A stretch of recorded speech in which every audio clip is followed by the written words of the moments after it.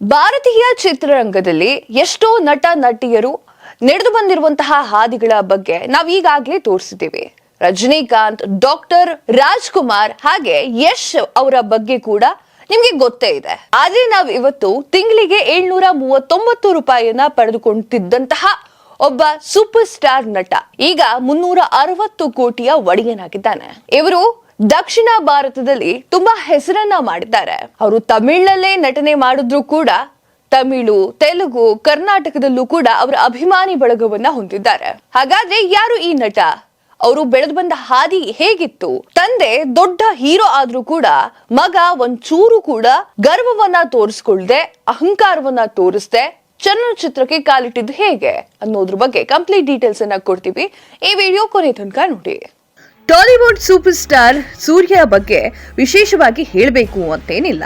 ತಮ್ಮ ಅದ್ಭುತ ನಟನೆಯ ಮೂಲಕ ತಮಿಳುನಾಡು, ತೆಲುಗು ಹಾಗೂ ಕನ್ನಡದಲ್ಲೂ ಕೂಡ ಸಾಕಷ್ಟು ಅಭಿಮಾನಿಗಳನ್ನ ಹೊಂದಿದ್ದಾರೆ.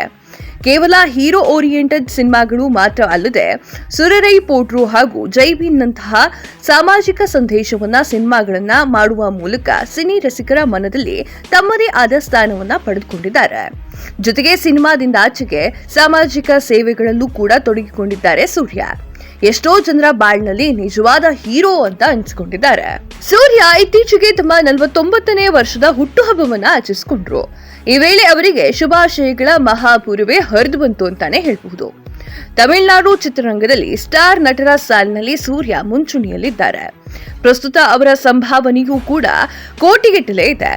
ಸೂರ್ಯ ಅವರ ತಮಿಳ್ ಭಾಷೆಗೆ ಮಾತ್ರ ಸೀಮಿತವಲ್ಲದೆ ಫ್ಯಾನ್ ಇಂಡಿಯಾ ಸ್ಟಾರ್ ಎನಿಸಿಕೊಂಡಿದ್ದಾರೆ. ಭಾಷೆಯ ಭೇದವಿಲ್ಲದೆ ಸೂರ್ಯ ಅವರ ಮೇಲಿನ ಕ್ರೇಜ್ ಎಲ್ಲಾ ಭಾಷೆಯಲ್ಲೂ ಹೆಚ್ಚಾಗ್ತಿದೆ ಹೊರತು ಕಮ್ಮಿ ಏನಾಗ್ತಾ ಇಲ್ಲ. ಪ್ರಸ್ತುತ ಕೋಟಿಗಟ್ಟಲೆ ಸಂಭಾವನೆಯನ್ನ ಪಡೆಯುವಂತಹ ಸೂರ್ಯ ಅವರ ಮೊದಲ ಸಂಬಳ ಎಷ್ಟು ಅಂತ ಗೊತ್ತಾದ್ರೆ ನಿಮಗೂ ಕೂಡ ಆಶ್ಚರ್ಯವಾಗುತ್ತೆ. ಪ್ರಾರಂಭದಲ್ಲಿ ಸೂರ್ಯ ಸಂಬಳ 736 ರೂಪಾಯಿಗಳಿತ್ತು. ಆದ್ರೆ ಈಗ ಅವರ ಆಸ್ತಿ ಮೌಲ್ಯ 350 ಕೋಟಿ ರೂಪಾಯಿ ಎನ್ನುವುದು ಗಮನಾರ್ಹದ ಸಂಗತಿಯಾಗಿದೆ. ಸದ್ಯ ಸೂರ್ಯ ಫ್ಯಾನ್ ಇಂಡಿಯಾ ಸಿನಿಮಾಗಳಲ್ಲಿ ನಟನೆ ಮಾಡ್ತಾ ಇದ್ದಾರೆ.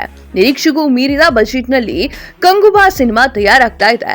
ಸೂರ್ಯ ಅವರ ತಂದೆ ಶಿವಕುಮಾರ್ ಜನಪ್ರಿಯ ನಾಯಕ ನಟರು ಆಗಿದ್ರು ಕೂಡ ತಮ್ಮ ವೃತ್ತಿ ಜೀವನದ ಆರಂಭದ ದಿನಗಳಲ್ಲಿ ಸೂರ್ಯ ಅವರು ತಮ್ಮ ತಂದೆಯ ಇಮೇಜ್ಗಿಂತ ವಿಭಿನ್ನವಾಗಿ ಏನಾದ್ರೂ ಸಾಧಿಸಬೇಕು ಅಂತ ಅನ್ಕೊಂಡಿದ್ರು.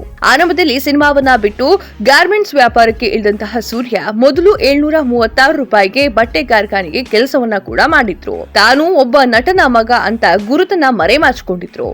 6 ತಿಂಗಳ ಕಾಲ ಗಾರ್ಮೆಂಟ್ ಕಾರ್ಖಾನೆಯಲ್ಲಿ ದುಡಿದು ಆರಂಭದಲ್ಲಿ 1995ರಲ್ಲಿ ವಸಂತ್ ಅವರ ಆಶ್ರಯ ಚಿತ್ರದಲ್ಲಿ ನಾಯಕ ಪಾತ್ರವನ್ನ ಆಫರ್ ಮಾಡಿದ್ರು ಸೂರ್ಯ ಅವರಿಗೆ. ಆದ್ರೆ ಸೂರ್ಯ ಅವರು ತನಗೆ ನಟನೆಯ ಮೇಲೆ ಅಷ್ಟೊಂದು ಆಸಕ್ತಿ ಇಲ್ಲ ಅಂತ ಹೇಳಿ ಆಫರ್ ಅನ್ನ ರಿಜೆಕ್ಟ್ ಮಾಡಿದ್ರು. ಆದ್ರೂ ಕೆಲವೇ ತಿಂಗಳಲ್ಲಿ ಬಣ್ಣದ ಜಗತ್ತು ಅವರನ್ನ ಕೈ ಬೀಸಿ ಕರೆದಿತ್ತು.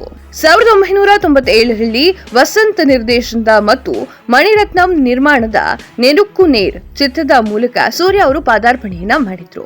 ನಂತರ ಅವರು 2001ರಲ್ಲಿ ಸಿದ್ಧರ್ ನಿರ್ದೇಶನದ ಫ್ರೆಂಡ್ಸ್ ಮತ್ತು ಬಾಲಾ ಅವರ ನಂದಾ ಸಿನಿಮಾದಲ್ಲೂ ಕೂಡ ನಟನೆಯನ್ನ ಮಾಡಿದ್ರು. ಇದಕ್ಕಾಗಿ ಅವರು ಅತ್ಯುತ್ತಮ ನಟರಾಗಿ ತಮಿಳುನಾಡು ರಾಜ್ಯ ಚಲನಚಿತ್ರ ಪ್ರಶಸ್ತಿಯನ್ನ ಸಹ ಪಡೆದುಕೊಂಡ್ರು. 2003ರಲ್ಲಿ ಸೂರ್ಯ ಅವರು ಪೊಲೀಸ್ ಅಧಿಕಾರಿಯ ಜೀವನದ ಕುರಿತು ಕಾಕಾ ಕಾಕಾ ಚಿತ್ರವನ್ನ ಮಾಡಿದ್ರು. ಈ ಸಿನಿಮಾ ಬಾಕ್ಸ್ ಆಫೀಸ್ ನಲ್ಲಿ ಭಾರೀ ಸಾಧನೆ ಮಾಡಿತ್ತು. ಬಳಿಕ ಅವರು ಪಿತಾಮಗನ್ ಚಿತ್ರದಲ್ಲಿ ವಿಕ್ರಮ್ ಜೊತೆ ಪೋಷಕ ಪಾತ್ರವನ್ನ ಮಾಡಿದ್ರು.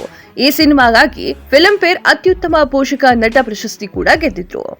2005ರಲ್ಲಿ ಸೂರ್ಯ ಅವರು AR ಮುರುಗದಾಸ್ ನಿರ್ದೇಶನ ಮಾಡಿದಂತಹ ಗಜನಿ ಚಿತ್ರದಲ್ಲಿ ಕಾಣಿಸಿಕೊಂಡ್ರು. ಈ ಚಿತ್ರದಲ್ಲಿ ಅವರು ಶಾರ್ಟ್ ಟೈಮ್ ಮೆಮೊರಿ ಲಾಸ್ ನಿಂದ ಬಳಲುತ್ತಿದ್ದ ರೋಗಿಯ ಪಾತ್ರವನ್ನ ನಿರ್ವಹಿಸಿದ್ರು. ಈ ಸಿನಿಮಾ ಸೂಪರ್ ಡೂಪರ್ ಹಿಟ್ ಆಯಿತು ಮತ್ತು ಸೂರ್ಯ ಅವರು ಸಿನಿಮಾ ಜರ್ನಿಯಲ್ಲಿ ಮಹತ್ವದ ತಿರುವನ್ನ ನೀಡಿ ಸ್ಟಾರ್ ಪಟ್ಟವನ್ನ ತಂದುಕೊಟ್ಟಿತ್ತು. ಈ ಸಿನಿಮಾವನ್ನ ಬಾಲಿವುಡ್ ನಲ್ಲಿ ರೀಮೇಕ್ ಮಾಡಲಾಗಿತ್ತು. ಆಮಿರ್ ಖಾನ್ ನಾಯಕ ನಟನಾಗಿ ನಟನೆಯನ್ನ ಮಾಡಿದ್ದಾರೆ. 2008ರಲ್ಲಿ ಸೂರ್ಯ ಅವರ ವಾರಣಂ ಆಯಿರಂ ಸಿನಿಮಾದಲ್ಲಿ ಕಾಣಿಸಿಕೊಂಡ್ರು. ಈ ಸಿನಿಮಾದಲ್ಲಿ ಅತ್ಯುತ್ತಮ ನಟನಾಗಿ ಫಿಲ್ಮ್ ಫೇರ್ ಪ್ರಶಸ್ತಿ, ತಮಿಳುನಾಡು ರಾಜ್ಯ ಚಲನಚಿತ್ರ ಪ್ರಶಸ್ತಿ ಹಾಗೂ ವಿಜಯ್ ಪ್ರಶಸ್ತಿಯನ್ನ ಪಡೆದುಕೊಂಡ್ರು. ರಾಮ್ ಗೋಪಾಲ್ ವರ್ಮಾ ನಿರ್ದೇಶನ ಮಾಡಿದಂತಹ ರಕ್ತಚರಿತೆ ಚಿತ್ರದ ಮೂಲಕ 2010ರಲ್ಲಿ ಬಾಲಿವುಡ್ಗೆ ಪಾದಾರ್ಪಣೆಯನ್ನ ಮಾಡಿದ್ರು. ಇದೇ ವರ್ಷ ಹರಿ ನಿರ್ದೇಶನದ ಸಿಂಗಂ ಚಿತ್ರದಲ್ಲಿ ಸೂರ್ಯ ನಾಯಕ ನಟನಾಗಿ ನಟನೆಯನ್ನ ಮಾಡಿದ್ರು. ಆ ಸಿನಿಮಾ ಆಗ್ಲೇ ಪ್ಯಾನ್ ಇಂಡಿಯಾ ಸದ್ದು ಮಾಡಿತ್ತು. ಅಲ್ಲದೆ ಈ ಸಿನಿಮಾದಲ್ಲಿ ಬಾಲಿವುಡ್ನಲ್ಲಿ ರೋಹಿತ್ ಶೆಟ್ಟಿ ಅವರು ನಿರ್ದೇಶಿಸಿದರು ಮತ್ತು ಅಜಯ್ ದೇವ್ಗನ್ ನಾಯಕ ನಟನಾಗಿ ನಟನೆ ಮಾಡಿದ್ರು. ಇನ್ನು ಸೂರ್ಯ ನಟನೆಯ ಕಂಗುವಾ ಸಿನಿಮಾ ಅಕ್ಟೋಬರ್ 10ಕ್ಕೆ ದೇಶದಾದ್ಯಂತ ಬಿಡುಗಡೆಯಾಗಲಿದೆ. ತೆಲುಗು ವರ್ಷನ್ ಕೋಟ್ಯಾಧಿಪತಿ ನಿಂಗಲುಂ ವೆಲ್ಲಾಲಂ ಓರು ಕೋಟಿ ರಿಯಾಲಿಟಿ ಶೋನಲ್ಲಿ ನಿರೂಪಕರಾಗಿ ಕಾರ್ಯವನ್ನ ನಿರ್ವಹಿಸಿದ್ರು. ಸೂರ್ಯ ಅವರು ಶಿವಕುಮಾರ್ ಚಾರಿಟೇಬಲ್ ಟ್ರಸ್ಟ್ ವತಿಯಿಂದ ಶ್ರೀಲಂಕಾದ ತಮಿಳು ಮಕ್ಕಳ ಶಿಕ್ಷಣಕ್ಕೆ ತನ್ನ ತಂದೆ ಮತ್ತು ಸಹೋದರರೊಂದಿಗೆ ಸಹಾಯವನ್ನ ಕೂಡ ಮಾಡಿದ್ದಾರೆ. ಅವರು ಭಾರತದಲ್ಲಿ ಹುಲಿಯ ರಕ್ಷಣೆ ಮತ್ತು ಸಂರಕ್ಷಣೆಯ ಸಹಾಯ ಮಾಡುವ ಸೇವ್ ದಿ ಟೈಗರ್ ಅಭಿಯಾನದಂತಹ ಇತರ ಮಾನವೀಯತೆ ಕಾರ್ಯಗಳಲ್ಲೂ ಕೂಡ ಸಕ್ರಿಯವಾಗಿ ಪಾಲ್ಗೊಂಡಿದ್ದಾರೆ.